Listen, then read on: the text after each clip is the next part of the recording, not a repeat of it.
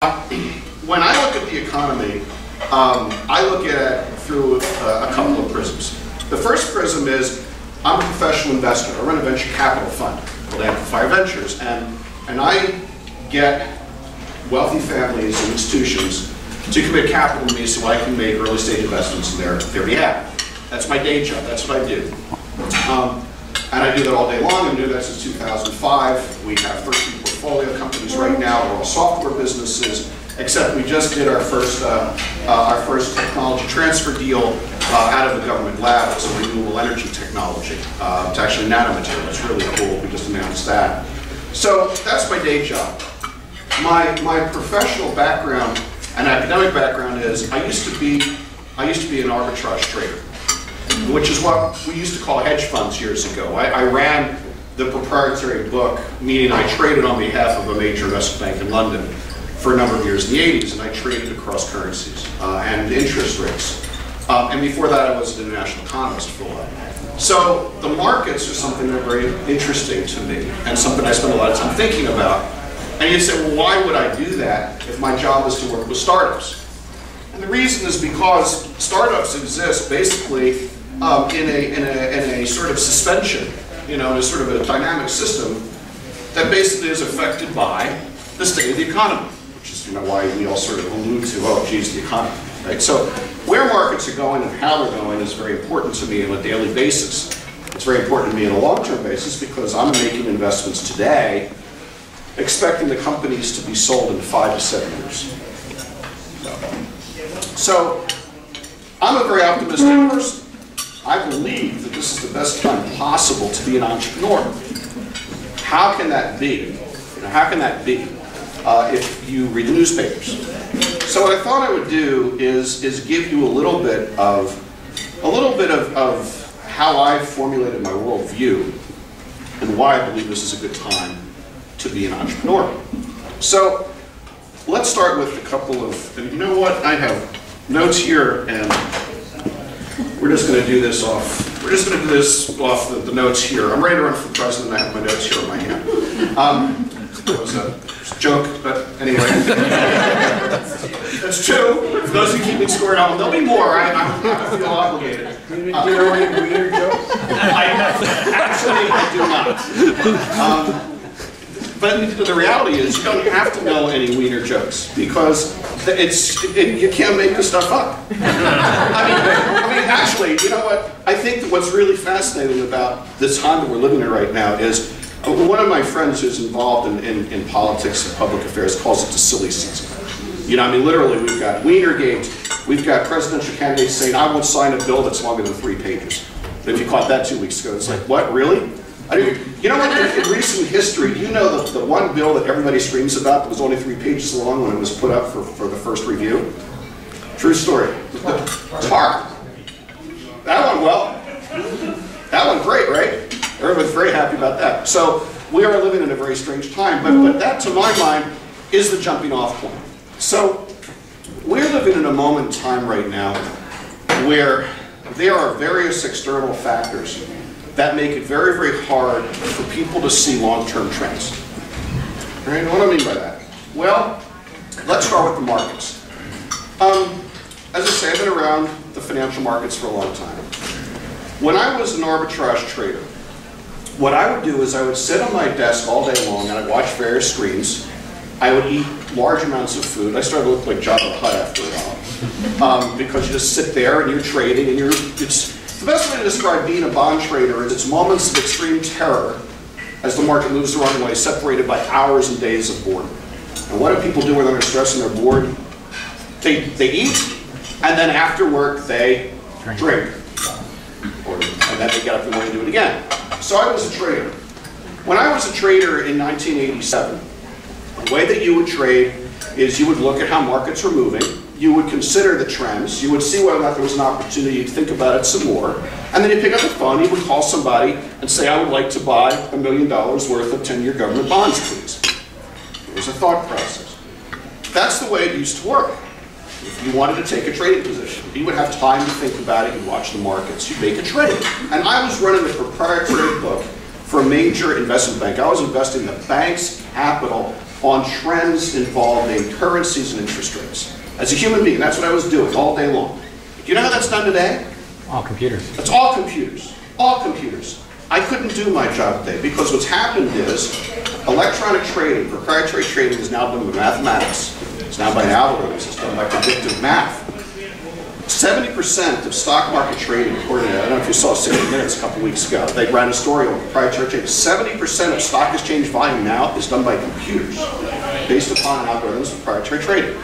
So what you have right now is you have a world that has changed dramatically from the standpoint of who's trading and when, and the velocity of trading. That's a very important thing.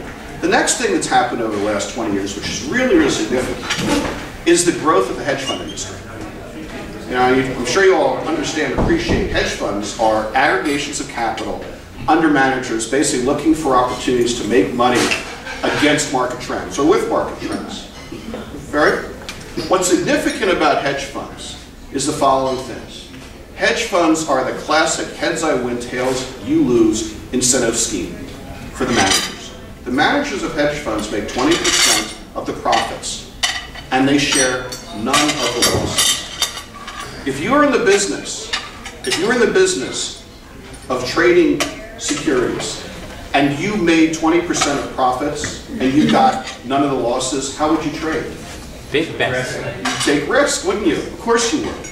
Well, risk creates velocity. Here we are again. Do you know that hedge funds now are managing $2 trillion around the world? Or put another way, hedge funds control 1% of the total worldwide financial assets. 1%, that's everything. That's sovereign wealth funds, that's central banks, that's the Federal Reserve, 1%. You know how much the top 25 hedge fund managers made in 2009? I want to guess the top 25 as a group. Around $14 billion. $25 billion. Wow.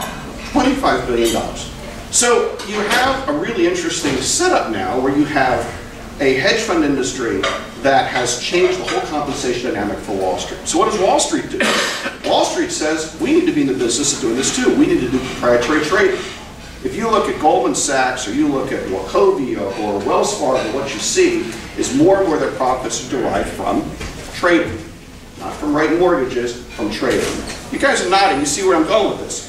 So the first place to start in understanding the world is to appreciate that a large volume of the capital that exists in the world today is only interested in an immediate return. It's what we call the industry hot money, right? And you see it crashing around the world economy. Anybody watching what's going on in Europe right now?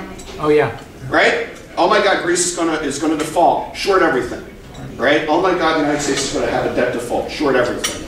You follow me? What's going on in the world right now is we've created a capital market where long-term investment is not as appealing as short-term investment. That's what's happened. A lot of liquidity. That situation is made worse. It's been made worse. And by the way, I should tell you, I'm not an ideologue. You know, my goal whenever I talk about these things is that you should never figure out whether we're Republican or Democrat. It doesn't mean I don't have political opinions. I do. But I try very hard not to be an ideologue because I don't think that entrepreneurship is about ideology. I think entrepreneurship is about looking at the world and trying to figure out how to succeed in it.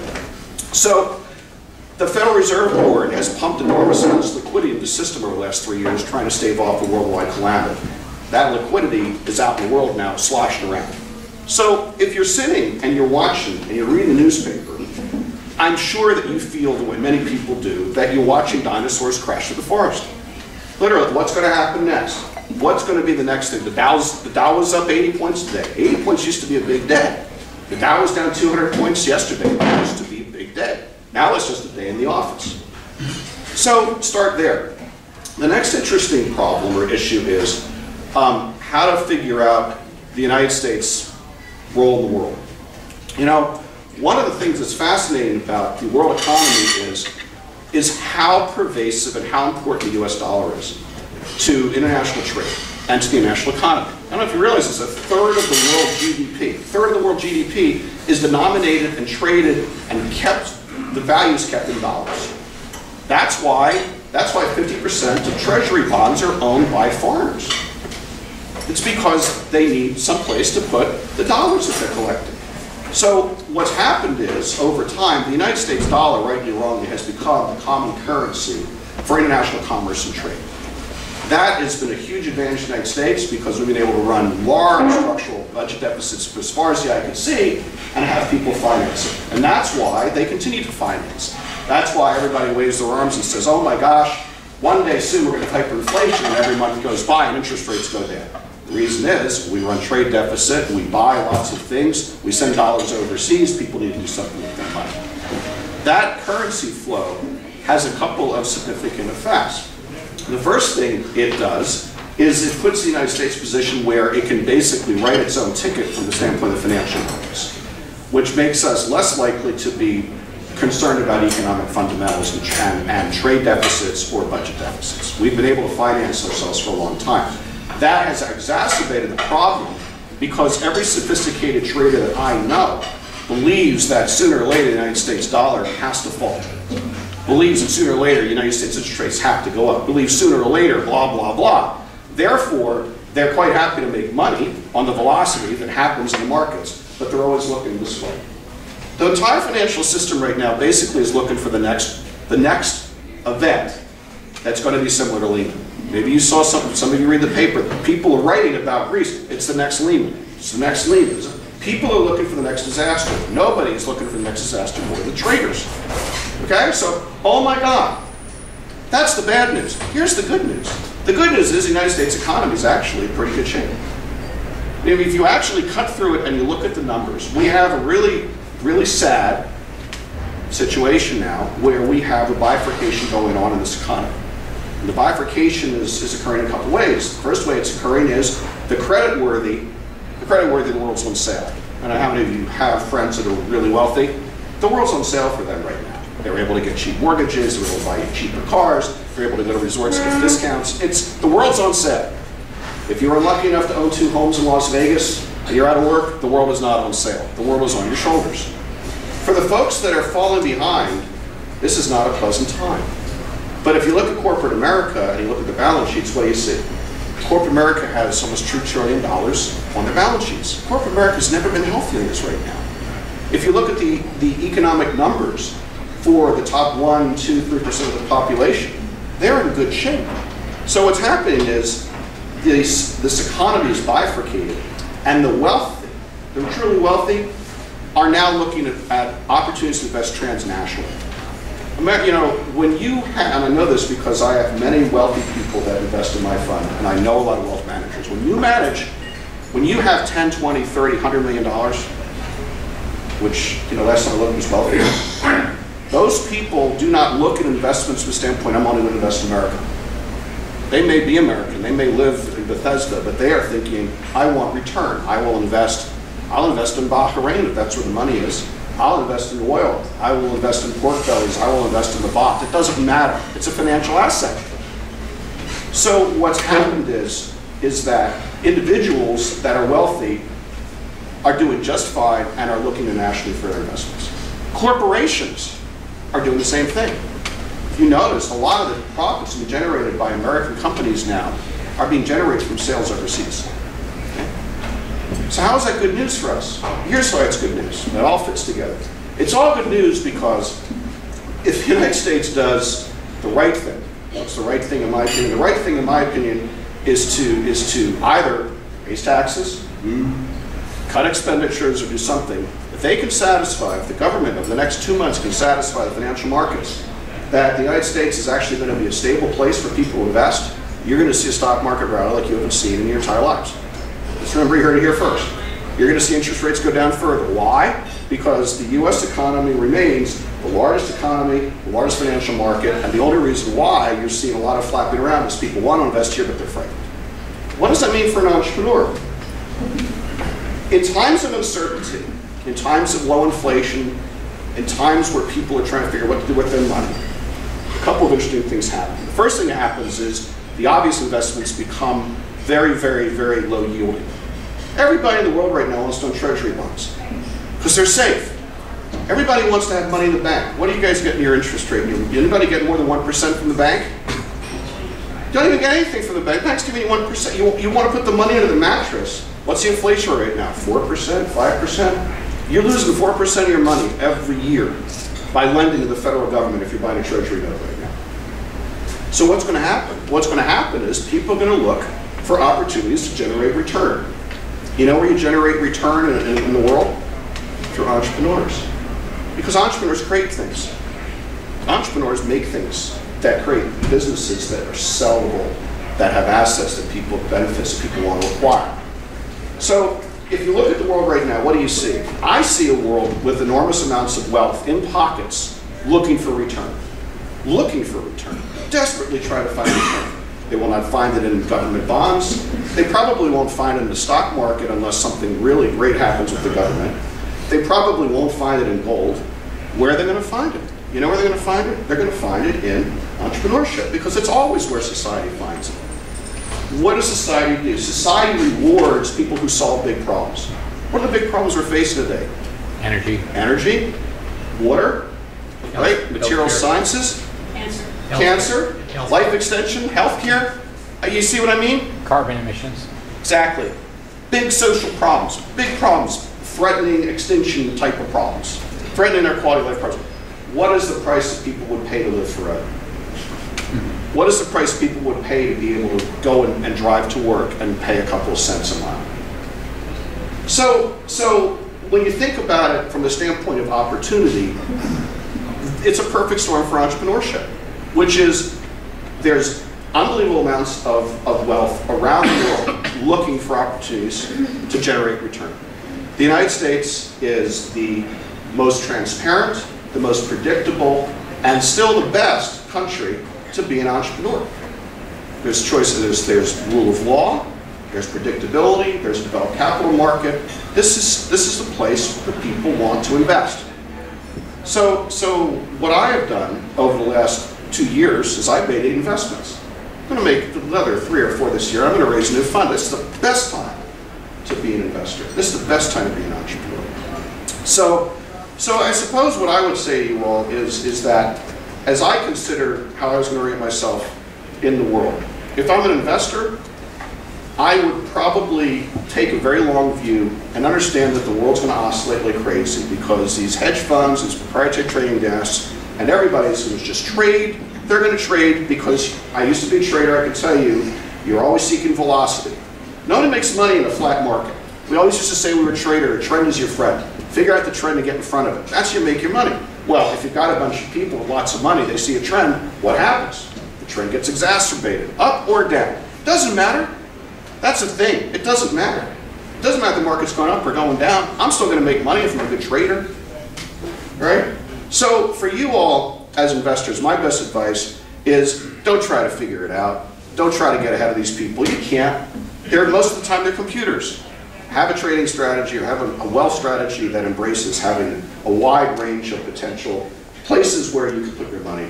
Invest overseas, invest in the United States, own bonds, own some commodities. Diversify with your investments, because you're not going to be able to predict, because I can't predict where the dinosaurs are going to go next.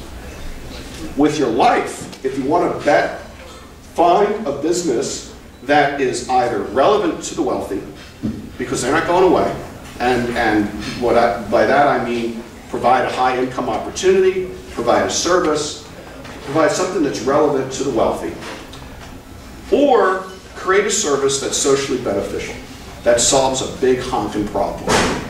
And my prediction is if you do either one of those, you are going to find that the next 10 years could be terrific. And that's the most optimistic thing I could come up with saying. I hope I communicate an optimistic message because, frankly, I bet my life on it, and I live this every day. Okay? So there you go. I hope I did my job. Yay. Yeah.